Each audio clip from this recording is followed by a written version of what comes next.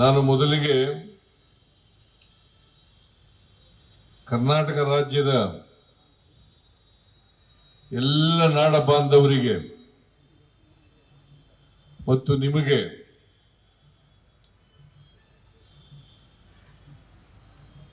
ಎಪ್ಪತ್ತನೇ ಕನ್ನಡ ರಾಜ್ಯೋತ್ಸವದ ಶುಭಾಶಯಗಳನ್ನು ಕೋರಲಿಕ್ಕೆ ಬಯಸ್ತಾ ಇದ್ದೇನೆ.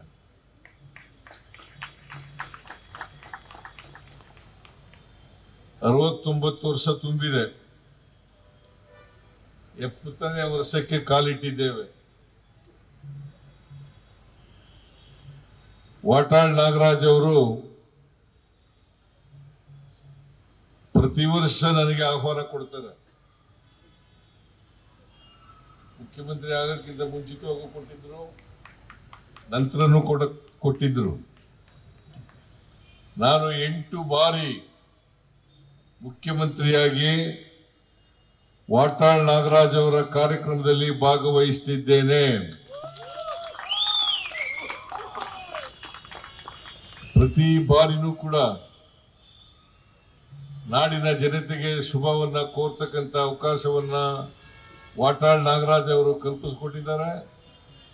ಅದಕ್ಕಾಗಿ ವಾಟಾಳ್ ನಾಗರಾಜ್ ಅವರಿಗೆ ಧನ್ಯವಾದಗಳನ್ನು ಹೇಳಲಿಕ್ಕೆ ಬಯಸ್ತಾ ಇದ್ದೇನೆ. ವಾಟಾಳ್ ನಾಗರಾಜು ನಾವು ಒಂದೇ ಜಿಲ್ಲೆಯವರು. ನನಗಿಂತ ದೊಡ್ಡವರು ಇರಬೇಕು, ಅವರು ವಯಸ್ಸು ಹೇಳಲ್ಲ, ನನಗಿಂತ ದೊಡ್ಡವರು ಇರಬೇಕು. ಯಾಕೆ ಈ ಮಾತನ್ನು ಹೇಳ್ತಾ ಇದ್ದೀನಿ ಅಂತಂದ್ರೆ,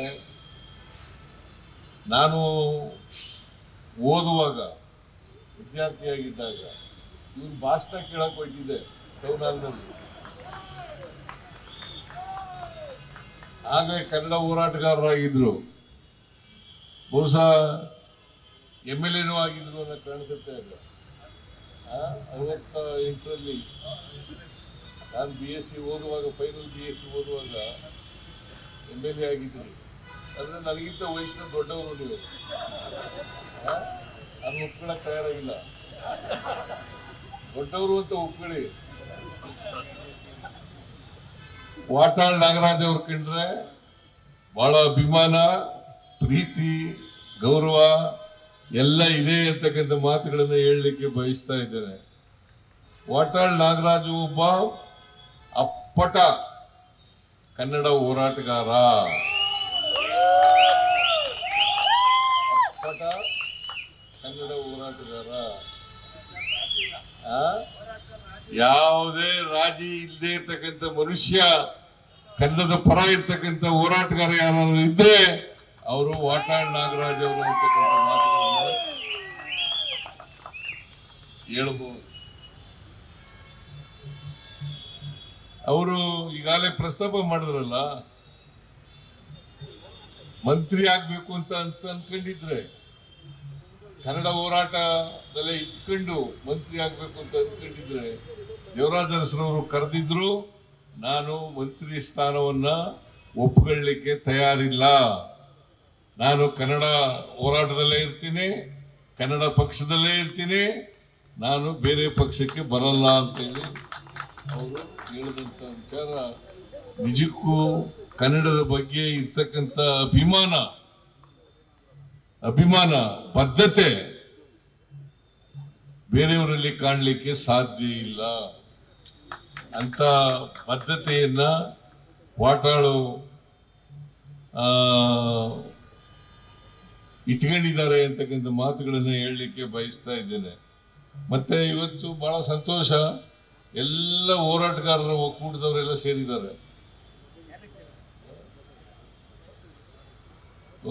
ಪ್ರವೀಣ್ ಶೆಟ್ಟಿ, ಶಿವರಾಮೇಗೌಡ, ಮತ್ತೆ ನಮ್ಮ ಗೋವಿಂದು ಬಹಳ ವರ್ಷದಿಂದ ನಾನು ಕನ್ನಡ ಕಾವಲು ಸಮಿತಿ ಅಧ್ಯಕ್ಷನಾಗಿದ್ದೆ. ಅವತ್ತಿನಿಂದ ರಾಮಕೃಷ್ಣ ಹೆಗಡೆ ಮುಖ್ಯಮಂತ್ರಿ, ನಾನು ಕನ್ನಡ ಕಾವಲು ಸಮಿತಿ ಅಧ್ಯಕ್ಷನಾಗಿದ್ದೆ. ಈಗ ಕನ್ನಡ ಅಭಿವೃದ್ಧಿ ಪ್ರಾಧಿಕಾರ ಆಗಿದೆ. ಅವತ್ತಿನಿಂದ ಇವರು ಮತ್ತೆ ವೆಂಕಟೇಶ್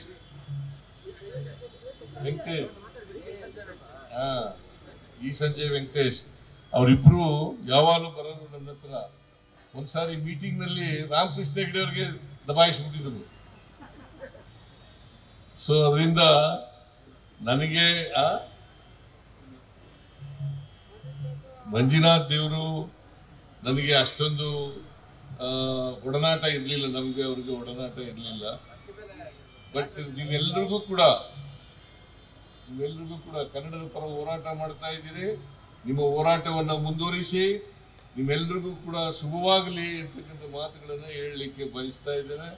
ವಾಟಾಳ್ ನಾಗರಾಜ್ ಹೇಳಿದ್ದಾರೆ, ನನ್ನ ಮೇಲೆ ಕೇಸ್ಗಳಿದ್ದಾವೆ, ಕನ್ನಡ ಹೋರಾಟಗಾರರ ಮೇಲೆ ಕೇಸ್ಗಳಿದ್ದಾವೆ, ಆ ಕೇಸ್ ಮೊಕದ್ದಮೆಗಳನ್ನೆಲ್ಲ ವಾಪಸ್ ತಗೋಬೇಕು ಅಂತ ಹೇಳಿದ್ದಾರೆ. ವಾಪಸ್ ತಗೊಳ್ತೇವೆ ಅಂತಕ್ಕಂಥ ಮಾತುಗಳನ್ನ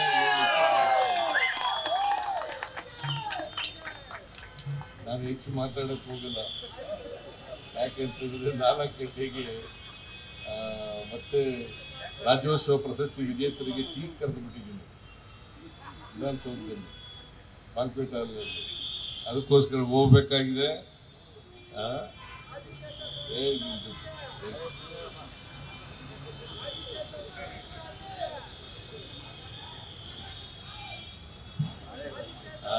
ಮಂಡ್ಯ ಜಿಲ್ಲೆಯವರ ಎಲ್ಲ ಮೈಸೂರಿನವರು, ಬಹಳ ಸಂತೋಷ. ಎಲ್ಲ ರಾಜ್ಯದ ಎಲ್ಲ ಭಾಗಗಳಿಂದ ಬಂದಿದ್ದೀರಿ, ಬಹಳ ಸಂತೋಷ. ಬಟ್ ನಿಮ್ಮಲ್ಲಿ ಮನವಿ ಏನಪ್ಪ ಮಾಡ್ತೀನಿ ಅಂತಂದ್ರೆ, ಕರ್ನಾಟಕದಲ್ಲಿ ಕನ್ನಡದ ಅನಿವಾರ್ಯತೆಯನ್ನು ನಿರ್ಮಾಣ ಮಾಡಬೇಕು. ವಾಟಾಳ್ ನಾಗರಾಜ್ ಹೇಳಿದ್ರು, ಪರಭಾಷೆಯವರು ಇದ್ದಾರೆ ನಮ್ಮಲ್ಲಿ ಸಂವಿಧಾನದಲ್ಲಿ.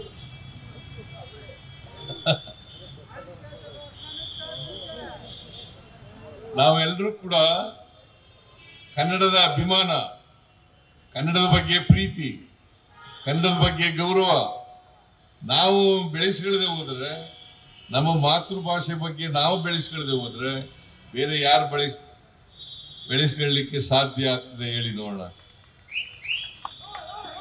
ಅದಕ್ಕೆ ಒಂದು ಮಾಡಬೇಕು ನೀವು, ಏನಪ್ಪಾ ಅಂತಂದ್ರೆ, ಒಂದು ಕನ್ನಡವನ್ನ ಕಲೀಲೇಬೇಕಾದಂತ ಅನಿವಾರ್ಯತೆಯನ್ನ ನಿರ್ಮಾಣ ಮಾಡಬೇಕು. ನಾವು ಕರ್ನಾಟಕದಲ್ಲಿ ಇರಬೇಕು, ಬಾಳಬೇಕು, ಬದುಕಬೇಕು ಅನ್ನೋದಾದ್ರೆ ನೀವು ಕನ್ನಡ ಕಲೀಲೇಬೇಕಾಗ್ತದೆ. ಅದಕ್ಕೆ ಏನ್ ಮಾಡಬೇಕು ನೀವು? ಒಂದು ಸರಳವಾದಂತ ವಿಧಾನ ಏನಪ್ಪಾ ಅಂತಂದ್ರೆ, ನಿಮಗೆ ಯಾವ ಭಾಷೆನಲ್ಲೇ ಮಾತಾಡಿಸ್ಲಿ, ಹಿಂದಿನಲ್ಲಿ ಮಾತಾಡಿಸ್ಲಿ, ತೆಲುಗಿನಲ್ಲಿ ಮಾತಾಡಿಸ್ಲಿ, ತಮಿಳಿನಲ್ಲಿ ಮಾತಾಡ್ಲಿ, ಮಲಯಾಳಂನಲ್ಲಿ ಮಾತಾಡ್ಲಿ, ಯಾವುದೇ ಭಾಷೆನಲ್ಲಿ ಮಾತಾಡಿದ್ರು ಕೂಡ ನೀವು ಕನ್ನಡದಲ್ಲೇ ಉತ್ತರ ಕೊಡಿ. ಕನ್ನಡದಲ್ಲೇ ಉತ್ತರ ಕೊಡೋದು. ಈಗ ತಮಿಳ್ನಾಡಿಗೆ ಹೋದ್ರೆ ಯಾವ ಭಾಷೆಯಲ್ಲಿ ಉತ್ತರ ಕೊಡ್ತಾರೆ, ಕೇರಳಕ್ಕೆ ಹೋದ್ರೆ ಯಾವ ಭಾಷೆಯಲ್ಲಿ ಉತ್ತರ ಕೊಡ್ತಾರೆ, ಮಲಯಾಳಂನಲ್ಲಿ ಕೊಡ್ತಾರೆ. ಉತ್ತರ ಪ್ರದೇಶಕ್ಕೆ ಹೋದ್ರೆ ಯಾವ ಭಾಷೆಯಲ್ಲಿ ಉತ್ತರ ಕೊಡ್ತಾರೆ, ಬಿಹಾರ್ಗೆ ಹೋದ್ರೆ ಯಾವ ಭಾಷೆಯಲ್ಲಿ ಉತ್ತರ ಕೊಡ್ತಾರೆ. ಹಂಗೆ ಕರ್ನಾಟಕದ ಕನ್ನಡಿಗರು ಅವರು ಯಾವುದೇ ಭಾಷೆ ಮಾತಾಡಿದ್ರು ಕೂಡ ನಾವು ಕನ್ನಡದಲ್ಲೇ ಉತ್ತರ ಕೊಡ್ತಕ್ಕಂಥ ಸ್ವಭಾವವನ್ನು ಬೆಳೆಸ್ಕೊಳ್ಬೇಕು. ಇದು ಬೆಳೆಸ್ಕೊಂಡ್ರೆ ಕನ್ನಡದ ಅನಿವಾರ್ಯತೆ ಕರ್ನಾಟಕದಲ್ಲಿ ನಿರ್ಮಾಣ ಆಗ್ತದೆ. ಯಾಕಂದ್ರೆ ಪ್ರತಿಯೊಬ್ಬರು ಕೂಡ ಇಲ್ಲಿನ ನೀರು, ಆಹಾರ, ಗಾಳಿ ಸೇವಿಸಿದ ಮೇಲೆ ನಾವೆಲ್ಲ ಕನ್ನಡಿಗರೇ, ಎಲ್ಲರೂ ಕನ್ನಡಿಗರೇ. ಯಾವುದೇ ಭಾಷೆಯವರು ಇರಬಹುದು. ನೀವು ಮನೆಯಲ್ಲಿ ನಿಮ್ಮ ಭಾಷೆ ಮಾತಾಡ್ಕೊಳ್ಳಿ, ಆದ್ರೆ ಹೊರಗಡೆ ಮಾತ್ರ ಕನ್ನಡ ಮಾತಾಡಿ. ಅದನ್ನ ನೀವು, ನಮ್ಮ ಜವಾಬ್ದಾರಿ ಏನಪ್ಪಾ ಅಂತಂದ್ರೆ, ನಾವು ಕನ್ನಡಿಗರಾಗಿ ನಾನು ಕನ್ನಡದಲ್ಲೇ ಮಾತಾಡ್ತೇನೆ, ಬೇರೆ ಭಾಷೆಯಲ್ಲಿ ಮಾತಾಡಲ್ಲ. ಓದ್ಬೇಡಿ ಅಂತ ಹೇಳಲ್ಲ ನಾನು, ಬೇರೆ ಭಾಷೆ ಕಲಿಬೇಡಿ ಅಂತ ಹೇಳಕ್ ಹೋಗಲ್ಲ.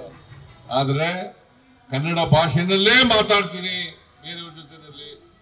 ಕರ್ನಾಟಕದಲ್ಲಿ ಬೇರೆ ಊರಿಗೆ ಹೋದಾಗ ಬೇರೆ ಭಾಷೆ ಮಾತಾಡಿ, ಆದ್ರೆ ಕರ್ನಾಟಕದಲ್ಲಿ ಕನ್ನಡ ಭಾಷೆನಲ್ಲೇ ಮಾತಾಡ್ತೀನಿ ಅಂತಕ್ಕಂಥ ಶಪಥವನ್ನ ಇಂದು ಮಾಡಬೇಕು. ಅದೇ ನಾವು ಕನ್ನಡ ನಾಡಿಗೆ ಸಲ್ಲಿಸ್ತಕ್ಕಂಥ ಗೌರವ, ಅಭಿಮಾನ, ಪ್ರೀತಿ ಅಂತಕ್ಕಂಥದ್ದನ್ನ ತಿಳ್ಕೋಬೇಕಾಗ್ತದೆ. ಅದೇ ನೀವು ವಾಟಾಳ್ ನಾಗರಾಜ್ ಅವರೇ,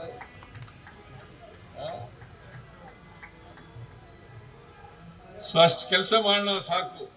ಅದು ಮಾಡಿದ್ರೆ ನಾವು ಕನ್ನಡಕ್ಕೆ ಗೌರವ ಕೊಟ್ಟಾಗ ಆಗ್ತೇವೆ. ಈ ನೆಲ, ಜಲ, ಪ್ರೀತಿ ಇದನ್ನ ನಾವು ನಮ್ಮ ಜಲ, ನಮ್ಮ ಭಾಷೆ, ನಮ್ಮ ತಾಯಿ ಭಾಷೆ ಅಂತಕ್ಕಂಥ ಭಾವನೆ ಬರಬೇಕು. ನಮ್ಮ ಭೂಮಿ, ನಮ್ಮ ನೆಲ, ನಮ್ಮ ಗಡಿ ಪ್ರದೇಶ,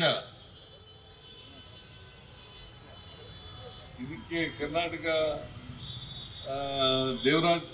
ದೇವರಾಜ ಅರಸರವರಿಗೆ ಮಾಜಿ ಮುಖ್ಯಮಂತ್ರಿಗಳು, ಅವರಿಗೆ ಬಡವರ ಬಂಧು, ಕರ್ನಾಟಕ ರತ್ನ ಪ್ರಶಸ್ತಿ ಕೊಡಬೇಕು ಅಂತ ಮನವಿ ಮಾಡಿದ್ದಾರೆ. ನಾನು ಇದ್ರ ಬಗ್ಗೆ ಕ್ಯಾಬಿನೆಟ್ನಲ್ಲಿ ಚರ್ಚೆ ಮಾಡಿ ತೀರ್ಮಾನ ತಗೊಳ್ತೀನಿ. ಯಾಕಂದ್ರೆ ನಾವು ಒಬ್ಬನೇ ತೀರ್ಮಾನ ಮಾಡೋಕ್ಕಾಗಲ್ಲ. ಕ್ಯಾಬಿನೆಟ್ನಲ್ಲಿ ಚರ್ಚೆ ಮಾಡಿ ತೀರ್ಮಾನ ಮಾಡೋಕ್ಕಾಗಲ್ಲ. ಮತ್ತೆ ಮೈಸೂರು ವಿಶ್ವವಿದ್ಯಾಲಯದಲ್ಲಿ ಡಾಕ್ಟರೇಟ್ ಕೊಡೋದು ಸಿಂಡಿಕೇಟ್ ಸಭೆಯಲ್ಲಿ ತೀರ್ಮಾನ. ಯಾಕೆ ದೇವರಾಜ ಅರಸರವರಿಗೆ ಸಿಕ್ಕಿದ್ರು ಅನ್ನೋದು ಗೊತ್ತಿಲ್ಲ. ಬಹಳ ಜನಕ್ಕೆ ಡಾಕ್ಟರೇಟ್ ಕೊಟ್ಬಿಟ್ಟಿದ್ದಾರೆ. ಬಹಳ ಜನಕ್ಕೆ ಕರ್ನಾಟಕದಲ್ಲಿ ಈಗ ನನಗೂ ಡಾಕ್ಟರೇಟ್ ಕೊಡ್ತೀವಿ ಅಂತಂದ್ರು, ನಾನು ಬೇಡ ಅಂತಂದೆ.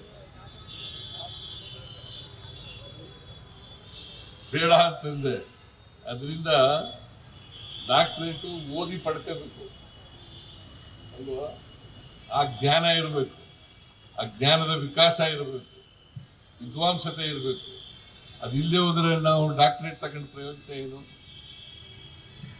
ಅದರಿಂದ ಖುಷಿಗೋಸ್ಕರ, ಶೋಕಿಗೋಸ್ಕರ ಡಾಕ್ಟರೇಟ್ ತಗೊಳ್ಳೋದಲ್ಲ. ಅದನ್ನು ಹೇಳಲಿಕ್ಕೆ ನಾನು ಬಯಸ್ತಾ ಇದ್ದೇನೆ.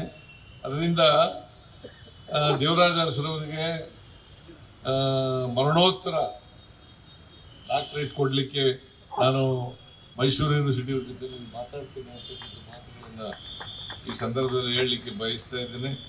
ಇನ್ನೊಂದು, ಗೋವಿಂದ ಅವರು ಒಂದು ಹೇಳಿದರೆ ದ್ವಿಭಾಷಾ ಸೂತ್ರ ಮಾಡಬೇಕು ಅಂತೇಳಿ. ಸೊ ಇದು ಪಾಲಿಸಿ ಡಿಸಿಷನ್ ಆಗುತ್ತೆ. ಅದಕ್ಕೋಸ್ಕರ ಕ್ಯಾಬಿನೆಟ್ನಲ್ಲಿ ಚರ್ಚೆ ಮಾಡಬೇಕಾಗುತ್ತೆ. ನಾನು ಅದಕ್ಕೆ ಎಲ್ಲೂ ಘೋಷಣೆ ಮಾಡಿಲ್ಲ. ನಾನು ವೈಯಕ್ತಿಕವಾಗಿ ದ್ವಿಭಾಷಾ ಪರ ಇದ್ದೀನಿ.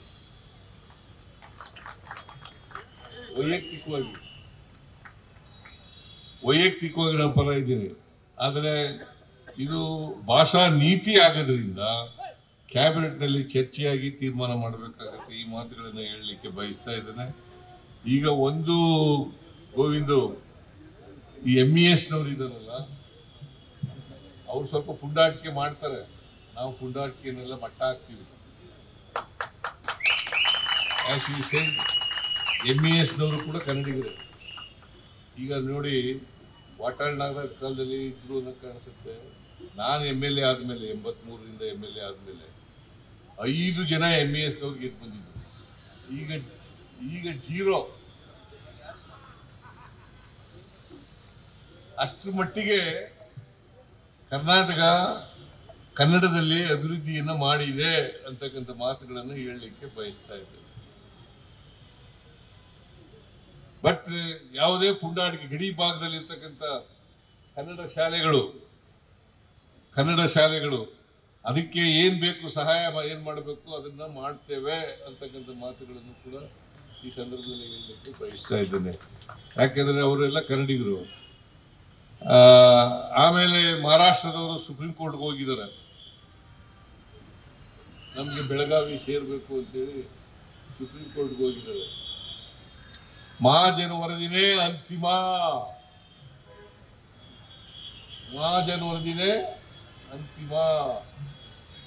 ಅವ್ರು ಏನೇ ಮಾಡಿದ್ರು ಕೂಡ ನಾವು ಬೆಳಗಾವಿಯನ್ನ ಯಾವ ಕಾರಣಕ್ಕೂ ಬಿಟ್ಕೊಡಲ್ಲ. ಬೆಳಗಾವಿ ಕರ್ನಾಟಕದ ಭಾಗ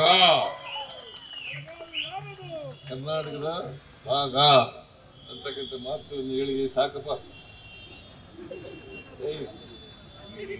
3:30 ಈ 3:45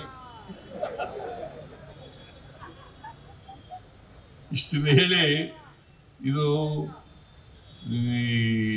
ಜಲ್ದಿ ಮುಗಿಸ್ಬೇಕು ಅಂತ ಮೆಂಟಲ್ ಸೆಟಪ್. ಇದು ಜಾಸ್ತಿ ಮಾತಾಡಬೇಕು, 1 ಗಂಟೆ ಮಾತಾಡಬೇಕು ಅಂತ ಮನಸ್ಸಿನಲ್ಲಿ ಅನ್ಕೊಂಡ್ರೆ 1 ಗಂಟೆ ಮಾತಾಡ್ತೀವಿ. ಇಲ್ಲ 10 ನಿಮಿಷದಲ್ಲಿ ಮುಗಿಸ್ಬೇಕು ಅಂದ್ರೆ 10 ನಿಮಿಷದಲ್ಲೇ ಮುಗಿಸ್ತೀವಿ. ಅದರಿಂದ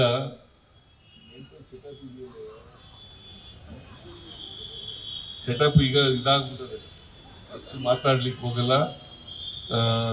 ಒಂದೇ ಒಂದು ಎಲ್ಲ ಒಕ್ಕೂಟದವರಿಗೆ ಶುಭಾಶಯಗಳನ್ನು ಕೋರಿ ನಿಮ್ಮ ಹೋರಾಟ ಯಾವಾಗಲೂ ಕೂಡ ಮಾಡಿ, ಕನ್ನಡದ ಪರ ಹೋರಾಟ ಮಾಡತಕ್ಕಂಥ ಕೆಲಸವನ್ನು ಮಾಡಿ, ನಮ್ಮ ಎಲ್ಲ ಸಹಕಾರ ಬೆಂಬಲ ಇರ್ತದೆ ಇರ್ತಕ್ಕಂಥ ಮಾತುಗಳನ್ನು ಹೇಳಿ ಅವರಿಗೆ ಮತ್ತು ನಿಮ್ಗೆಲ್ಲರಿಗೂ ಕೂಡ ರಾಜ್ಯದ ಎಲ್ಲ ಜನರಿಗೂ ಕೂಡ ಮತ್ತೊಮ್ಮೆ ಕನ್ನಡ ರಾಜ್ಯೋತ್ಸವದ ಶುಭಾಶಯಗಳನ್ನು ಕೋರಿ ನನ್ನ ಮಾತುಗಳನ್ನು ಮುಗಿಸ್ತೇನೆ.